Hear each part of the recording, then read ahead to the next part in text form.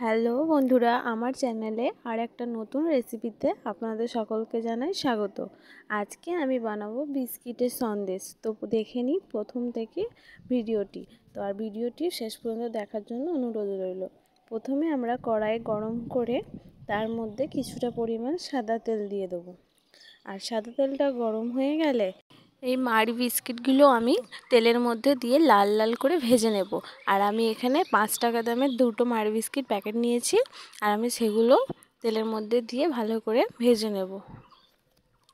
দুদিক ভালো করে উল্টে পাল্টে লাল লাল করে ভেজে একটা অন্য পাত্রের মধ্যে তুলে রাখবো। আমার চ্যানেলে যদি নতুন হয়ে থাকেন অবশ্যই চ্যানেলটি সাবস্ক্রাইব করে পাশে থাকুন। আর এরকম নতুন নতুন ভিডিও আপনার কাছে পৌঁছে যাওয়ার জন্য নোটিফিকেশান বেলটা অন করে রাখুন।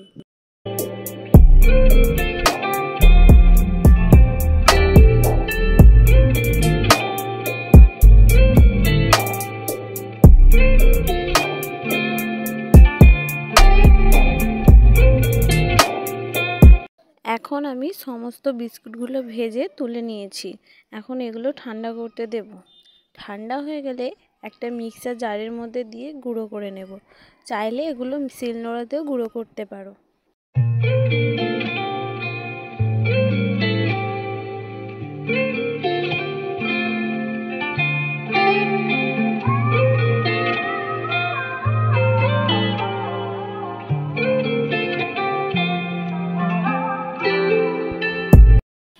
তারপর আমি এখানে একটা কড়াই নিয়েছি, আর এই কড়াইয়ের মধ্যে 1/4 কাপ দুধ দিয়ে দেব।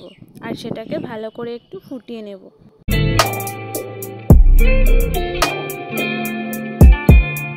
দুধটা ফুটিয়ে 3 চামচ মতন চিনি দেব, আর চিনিটা ভালো করে দুধের সাথে মিশিয়ে নেব। আর দেব 1 চিমটি নুন, দুটো ছোট এলাচের দানা। এগুলো দিয়ে দুধটা ভালো করে ফুটিয়ে ঘন করে নেব।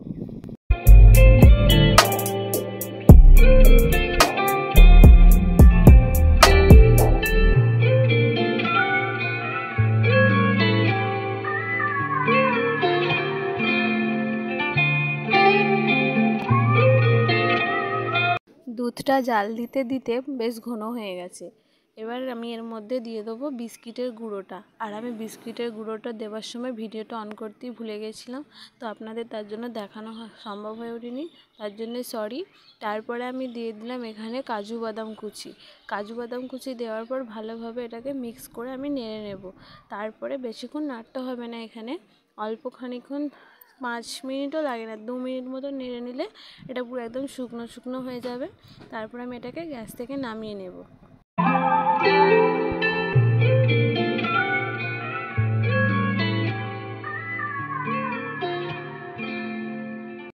গ্যাস থেকে নামিয়ে নিয়েছি। এবার আমি এটাকে সেট করতে দেব সন্দেশের মতন। তো তার জন্য আমি এখানে নিয়েছি একটা এরকম সোনপাপড়ির বক্স, ও তার মধ্যে দিয়ে আমি এটাকে সেট করে নেব।